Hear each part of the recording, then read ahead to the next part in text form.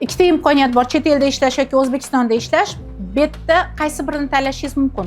Agar siz qora ishga borayotgan bo'lsangiz, bormang qora ishga. Bu yerda ishlab o'sha qora ishda topadigan $700 ga ketayotgan bo'lsangiz, $600-700 spokойно bu yerda ham topsangiz bo'ladi.